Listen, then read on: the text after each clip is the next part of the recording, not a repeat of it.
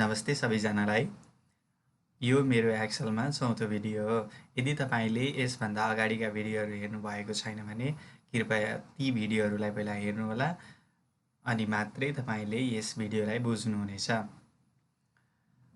हामीले यसभन्दा अगाडि नै बेसिक फङ्सन र इफ फङ्सन गरिसकेका छौँ। बेसिक फङ्सनमा सामान्य किसिमको म्याथमेटिक्स मात्रै गर्थ्यौँ हामीले। सामान्य किसिमको बदमासको रुल मात्रै गर्थ्यौँ। प्लस माइनस डिभाइड मल्टिप्लिकेसन यस्ता कुराहरू मात्रै गर्थ्यौँ। र त्यस पछाडि इफ फङ्सनमा हामीले कन्डिसनहरूलाई चाहिँ हामीले सल्भ गऱ्यौँ। हाम्रो फर्मुलामा चाहिँ कन्डिसनलाई कसरी म्यानेज गरेर इन्सर्ट गर्ने त त्यो कुरा हामीले इफ फङ्सनमा सिक्यौँ। इफ फङ्सनमा एउटा मात्र कन्डिसन दिएको हुन्थ्यो र त्यहाँ इदर ट्रु अर फल्स हुन्थ्यो। त्यो बेलामा चाहिँ हामीले त्यो एउटालाई मात्र गर्नको लागि इफ ल्याइपुग्थ्यो। तर एन फङ्सनमा 2 अथवा 2 भन्दा बढी कन्डिसनहरू दिएको हुन्छ। तसर्थ ती 2 अथवा 2 भन्दा बढी कन्डिसनहरूलाई जोड्नको लागि हामीले एन फङ्सन लिएर आउने हो। एन भनेको सामान्य भाषामा पनि एनको काम भनेको कन्जक्सन हो अथवा जोड्नु हो। 2 अथवा 2 भन्दा बढी कन्डिसनहरूलाई जोड्नको लागि नै एन फङ्सन युज हुन्छ। अब हामीले एन फङ्सनमा एन फङ्सन पनि कन्डिसनल फङ्सन हो। यो इफ एन्ड र अर भनेका कन्डिसनलहरू हुन्। त्यो भएर इफ त यसमा पनि आउने नै भयो। इफ र एनको कम्बिनेसनबाट यो फङ्सन चाहिँ हामीले गर्न सक्ने रहेछौँ। हामीले अर फङ्सन गर्दा पनि इफलाई लिएर आउनुपर्ने हुन्छ र एन फङ्सन गर्दा पनि इफ चाहिन्छ। एनले त जस्ट इफले नसकेको पाटोलाई मात्र कनेक्सन गर्ने काम गर्छ। मेन त इफ नै युज हुन्छ यसमा पनि। इफले नसकेको कुराहरू, इफले जोड्न नसकेको कुराहरूलाई हामीले एनले ल्याएर जोडिदिन्छौँ र अरू चाहिँ इफबाट नै यो सबै कामहरू हुन्छ। र अरमा पनि त्यस्तै नै हुन्छ। अब हामी फर्मुलामा जान्छौँ। सबैभन्दा पहिला आज हाम्रो यहाँ बोनस दिएको छ। बोनसमा हेऱ्यौँ भनेदेखि आज 3टा कन्डिसनहरू छन्। हिजो बोनसमा एउटा मात्रै कन्डिसन थियो, आज 3टा कन्डिसनहरू छन्। र ट्याक्समा पनि आज 3टा कन्डिसनहरू छन्। त्यो भएर यो 3टा कन्डिसनलाई चाहिँ हामीले कसरी इन्सर्ट गर्ने? 3 मात्रै होइन, यसमा धेरै कन्डिसनहरू हुन सक्छन्, 10औँ कन्डिसनहरू हुन सक्छन्। ती सबै कन्डिसनहरूलाई हामीले यसरी नै व्यवस्थापन गर्न सक्छौँ। र म तपाईँहरूलाई सबैभन्दा पहिला यो बोनसमा जान्छु र हाम्रो फर्मुला जहिले पनि इक्वल टुबाट सुरु हुन्छ। म इक्वल टुमा गएँ र त्यस पछाडि हामीले सबैभन्दा पहिला युज हुने भनेको त इफ फङ्सन नै हो। इफ नै आउँछ। हामीले सुरुमा हेरौँ। अब जहिले पनि मैले हिजो पनि भनेको छु, इफ भन्दा पछाडिको पाटोलाई हेर्ने। इफ पछाडि के छ त? If his her salary is greater than and equal to 80,000 भनेको छ। Bonus will be given 15% of the basic salary. Basic स्यालेरीको 15% बोनस दिइनेछ यदि if his her salary is greater than and equal to 80,000 बराबर छ अथवा त्योभन्दा धेरै छ भनेदेखि 80,000 भएकोले नि पाउने भयो। तर 80,000बाट 1 रुपियाँ पनि तल भयो भनेदेखि पाउने भएन। माथि भयो भने पाउने भयो, तल भयो भनेदेखि पाउने भएन। 1 पैसाले पनि 80,000 पुगेको छैन भनेदेखि यो कन्डिसनमा चाहिँ यो 15% चाहिँ बोनस पाउने भएन। त्यही भएर 15% बोनस पाउनको लागि 80,000 त एटलिस्ट हुनै पर्यो। एट मोस्ट चाहिँ जति भए पनि भयो अथवा योभन्दा ग्रेटर देन जतिले पनि पाउने भयो। अब म इफले चाहिँ जहिले पनि ब्राकेट लिएर आउँछ भन्थेँ। इफ आयो, मैले ब्राकेट लिएर आएँ र इफभन्दा पछाडिको कुरालाई म सल्भ गर्छु पहिला। If his her salary is greater than and equal to 80,000। अब यहाँ स्यालेरीको कुरा आयो। स्यालेरीको कुरा आएको हुनाले चाहिँ स्यालेरी भनेको त यो ई कलममा छ। ई कलमको फर्स्ट स्यालेरी चाहिँ E5मा छ। त्यही भएर मैले यसमा पनि E5 लेख्छु। अथवा हामीले डाइरेक्ट यसरी यहीँ गएर क्लिक गर्न पनि सक्ने रहेछौँ। if अब यसले जे भनेको छ त्यो टक्कै कुरा हामीले लेख्नुपर्ने छ। इफ स्यालेरी इज E5 भनेको स्यालेरी हो। If salary is greater then भनेको यस्तो, त्यो दुईवटा चुच्चो जता फर्किन्छ त्यो ग्रेटर देन भन्ने हुन्छ। स्यालेरी इज ग्रेटर देन अथवा इक्वल टु, यो दुईवटालाई चाहिँ हामीले सँगै लिएर आउनुपर्ने हुन्छ। Greater than and equal to. If salary is greater than and equal to कति त 80,000। मैले हिजो भनेको थिएँ यदि फिगर आयो भने त्यसलाई इन्भर्टेड कमामा राख्नु पर्दैन, यदि ओड आयो भनेदेखि त्यसलाई इन्भर्टेड कमाभित्र राख्नुपर्छ। अहिले मेरो 80,000 भनेको यो के हो त, यो फिगर हो। यो फिगर भएको हुनाले मैले यसलाई इन्भर्टेड कमाभित्र राख्नु परेन। र त्यस पछाडि यो कन्डिसन यो पुरा भइसक्यो। इफभन्दा पछाडिको पाटो सकिसकेपछि अब मैले कमा दिन्छु र अब कमा दिइसके पछाडि इफभन्दा अगाडिको पाटोमा आउनु पर्यो। अब इफभन्दा अगाडिको पाटोमा के भनेछ, bonus will be given 15% of the basic salary. स्यालेरीको 15% दिने यति कुरा मात्रै हो। त्यो भएर अब मैले यसलाई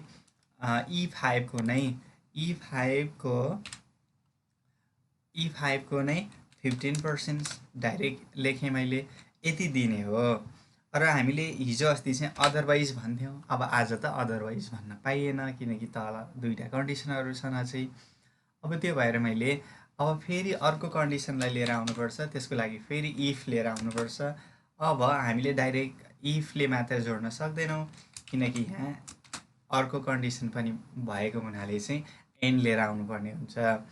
यो चाहिँ यो एमएस एक्सलको फर्मुलाको स्ट्रक्चर नै हो। यसरी हामीले फर्मुलाहरू लेख्नुपर्ने हुन्छ र एउटाभन्दा बढी कन्डिसन भएको अवस्थामा हामीले एन्ड ल्याउनै पर्ने हुन्छ, नभए हाम्रो हिसाब मिल्दैन अथवा हाम्रो यो एक्सलले हामीलाई रिजल्ट दिँदैन।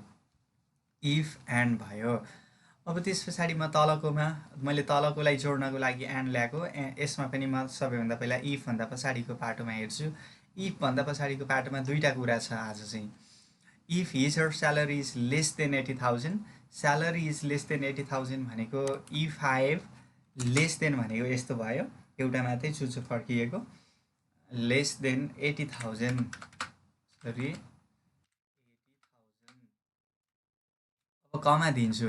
यसमा दुईवटा कुरा छ, एन्ड छ, यो एन्ड भनेछ। अब यसमा दुईवटा कुरा भएको हुनाले मैले अब यसमा फेरि अर्को कुरा पनि लेख्छु, अथवा E5 greater than and equal to 40,000 पनि भनेको छ। यो दुइटैलाई यसरी राख्नुपर्ने हुन्छ। यो दुइटै जति कन्डिसनहरू दिएको छ, अझै यसमा अझै अर्को कुरा पनि यसमै थपेको भएदेखि हामीले यहीभित्र हामीले यसमै कमा दिएर लेख्नु पर्थ्यो। यसमा हामीलाई दुईवटा कुरा मात्रै दिएको छ, त्यही भएर दुईवटा कुरालाई मैले यसमै लेखिदिएँ। र त्यो यो दुईवटा यो भित्रको पनि दुईवटा कुरालाई मैले कमाले सेपरेट गरेको छु।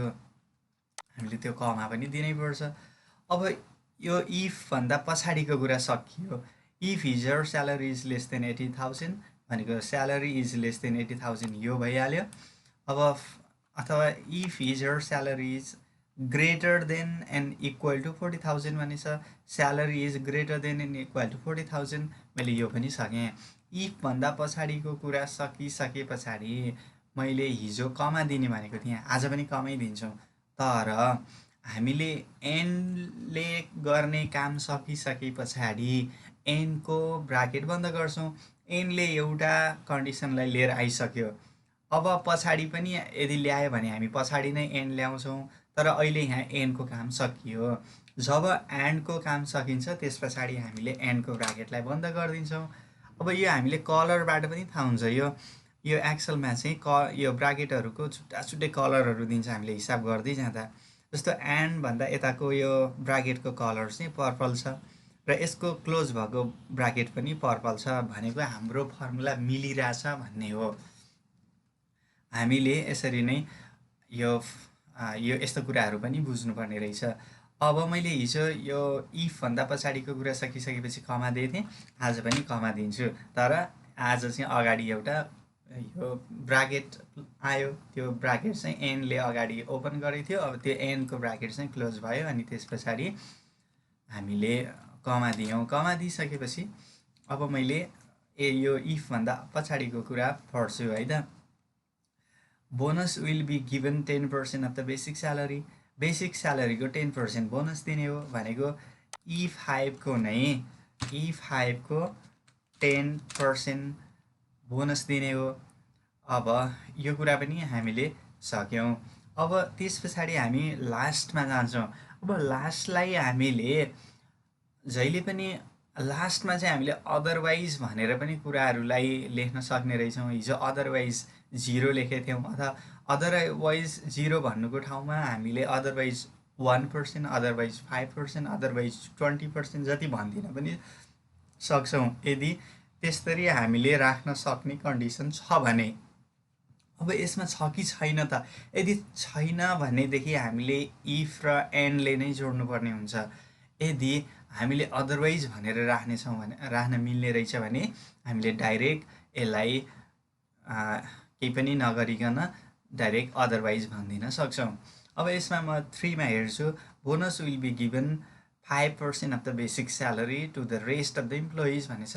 अरू बाँकी भएका जति सबै इम्प्लोइलाई जसको स्यालेरी योमा छ, यो भित्र पर्छ, यो 80 देखि माथि अनि 40 देखि माथि र 80 भन्दा मुनि भएको यो क्याटेगोरीलाई चाहिँ एउटा 10 र 15 को बोनस दिने भयो।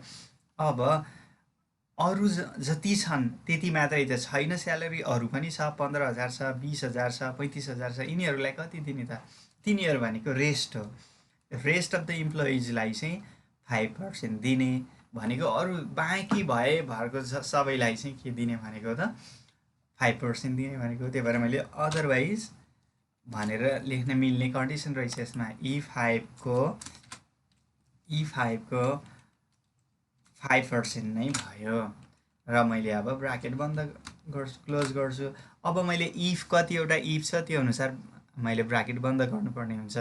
इफको सुरुको इफलाई मैले बन्द गरेँ, अब फेरि अब अर्कोलाई पनि बन्द गरेँ।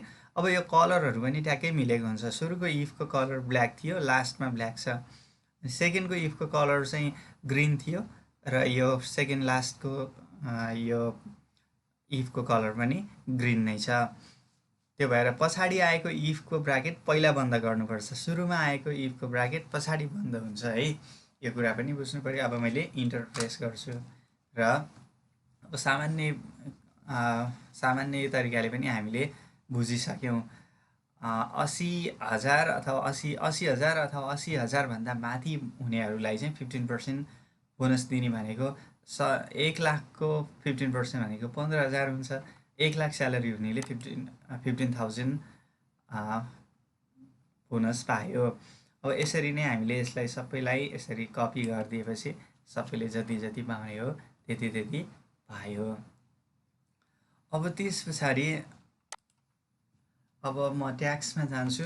ट्याक्समा पनि अब इक्वल टु प्रेस गर्नु पऱ्यो सबैभन्दा पहिला। अब त्यस पछाडि अब अघि हामीले जसो गरेको थियौँ त्यस्तरी नै गर्नुपर्ने हुन्छ। यसमा पनि सुरुमा इफ ब्राकेट दिनै पऱ्यो। 5% tax should be paid if his her marital status is unmarried. अब म्यारिटल स्ट्याटसमा हेर्नु पऱ्यो, C5 हो यो भनेको। डाइरेक्ट मैले यसमा क्लिक गरिदिन्छु यसरी। C5 equal to unmarried, MARRIED unmarried. अब मैले हिजो पनि भनेको थिएँ यो स्पेलिङ मिल्नुपर्छ भनेर। यो इङ्ग्लिसको ग्रामर अनुसार स्पेलिङ मिल्नु चाहिँ पर्दैन, तर हामीले यता यो म्यारिटल स्ट्याटसमा अनम्यारिड भनेर यहाँ जुन स्पेलिङ राखेका छौँ यो स्पेलिङ नै यहाँ आउनुपर्ने हुन्छ।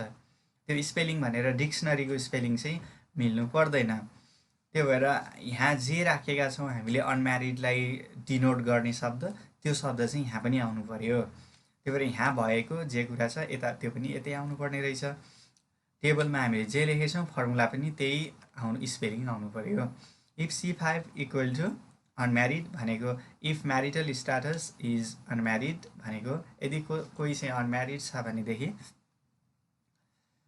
अनम्यारिड छ भने उसले चाहिँ कति तिर्नु पर्यो त ट्याक्स?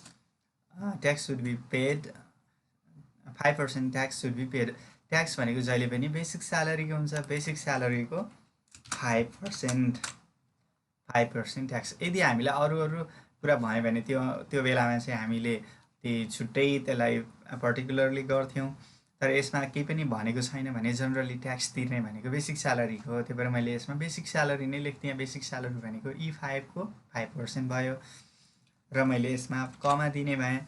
अब त्यस पछाडि फेरि हाम्रो अर्को कुरा छ, मैले फर्स्टकोलाई भ्याएँ। अब त्यस पछाडि अब म इफ एन लिएर आउँछु। त्यस पछाडि अब यसमा इफभन्दा पछाडिको कुरा हेर्छु। His or post is manager भनेछ। अब पोस्ट म्यानेजर भन्ने बित्तिकै मैले डाइरेक्ट यहाँ D5 मा क्लिक गरिदिए हुँदो रहेछ र इक्वल टु अब MANAGER म्यानेजर पनि मिल्नु पऱ्यो। अब म्यानेजर मिलिसकेपछि यसमा अघि चाहिँ यो माथिपट्टिको यो 2 नम्बरमा चाहिँ यो दुईवटा कुरा थियो र मैले त्यसलाई कमा दिएर ल्याएको थिएँ। अहिले यहाँ एउटा कुरा मात्रै छ। अब मैले एनको ब्राकेट बन्द गरिदिन्छु। यसरी यहाँ हामीले बन्द गर्ने बित्तिकै यो ब्राकेटको कलर पनि मिलेको हुन्छ। अब त्यस पछाडि कमा दिएँ। कमा दिइसके पछाडि यो इफभन्दा यतापट्टिको कुरा सकेको हुनाले मैले कमा दिएको हो। अनि त्यसपछि यसलाई के भनेछ त 3% ट्याक्स सुड बी पेड भनेको बेसिक स्यालेरीको 3% तिर्नुपर्ने भनेको हो। E5 को 3% तिर्नुपर्ने रहेछ। अब हामीले अब लास्टमा हेर्छौँ, लास्टमा अदरवाइज भन्न मिल्ने रहेछ भने अदरवाइज भन्छौँ, नभएदेखि फेरि हामीले फेरि अर्को इफ एन्ड लेख्नुपर्ने हुन्छ। The rest of the employees should pay 1% tax भनेपछि रेस्ट अरू बाँकी रहेको सबैले अनम्यारिड र म्यानेजरले 5 र 3%, अरू बाँकी रहेकोले 1% मात्रै तिर्नुपर्ने रहेछ भनेपछि यसलाई अदरवाइज भन्न मिल्यो। अदरवाइज बेसिक स्यालेरीको 1% भने अनि ब्राकेट बन्द गरेँ। अब ब्राकेट कतिवटा इफ छ त्यतिवटा मैले ब्राकेट राख्नुपर्ने रहेछ। इफ दुईवटा छ, अहिले यहाँ दुईवटा ब्राकेट राखेँ र इन्टर प्रेस गरेँ। अब मैले यसलाई ड्र्याग गर्छु, हाम्रो एन्सर आयो। र यसरी हामीले एन्ड फङ्सन गर्न सक्ने रहेछौँ। इफलाई जानिसकेपछि मात्र हामीले एन्डलाई बुझ्छौँ र यसलाई तपाईँहरूले एकचोटि घरमा पनि गर्नुपर्ने हुन्छ। यो म्याथमेटिक्स हो, यसलाई चाहिँ घरमा नगरिकन जानिँदैन। तपाईँले यसबाट कन्सेप्ट बुझ्नुपर्ने हुन्छ। कन्सेप्ट बुझिसकेपछि घरमा आफैले प्र्याक्टिस गर्नुपर्ने हुन्छ। तपाईँले कुनै पनि इन्स्टिच्युटमा जानुभयो भनेदेखि पनि यही कुरा नै तपाईँलाई त्यहाँ सिकाउने हो। म पनि धेरै इन्स्टिच्युटहरूमा पहिला यसरी कम्प्युटर सिकाउँथेँ र मैले तपाईँहरूलाई आफूले जानेको नलेज यसरी सित्तैमा वितरण गरिरहेको छु, प्रोभाइड गरिरहेको छु। त्यही भएर तपाईँले यसबाट धेरैभन्दा धेरै फाइदा उठाउनुहोस् र अहिलेसम्म पनि हाम्रो च्यानललाई सब्सक्राइब गर्नुभएको छैन भने सब्सक्राइब गर्नुहोस्। र लास्टमा एउटा कुरा मात्रै बाँकी रह्यो, म यो कुरा गरेर भिडियोलाई टुङ्ग्याउँछु। नेट स्यालेरी भयो, यो त हामीलाई जनरली थाहा छ। स्यालेरी हामी जोड्छौँ नेट स्यालेरीमा, अनि त्यस पछाडि प्लस बोनसलाई चाहिँ जोडिदिन्छौँ यसमा। अब ट्याक्सलाई माइनस गर्छौँ, यति गऱ्यौँ। स्यालेरीमा बोनस जोड्छौँ र ट्याक्सलाई घटाइदिन्छौँ र नेट स्यालेरी आउने भयो। यसरी मैले सबैको निकाल्न सक्ने भएँ। यसरी हामीले एन फङ्सन पनि गर्न जान्यौँ र एन फङ्सनबाट अरू थुप्रै कुराहरू हामीले गर्नुपर्ने छ। म एक दिन अझै पनि एन फङ्सनको कुरा सिकाउँछु। अर्को भिडियोमा पनि म भाग 5मा पनि एन फङ्सनलाई नै सिकाउँछु। र आजलाई यति नै। अन्तिमसम्म भिडियो हेर्नुभएकोमा यहाँलाई धेरै धेरै धन्यवाद।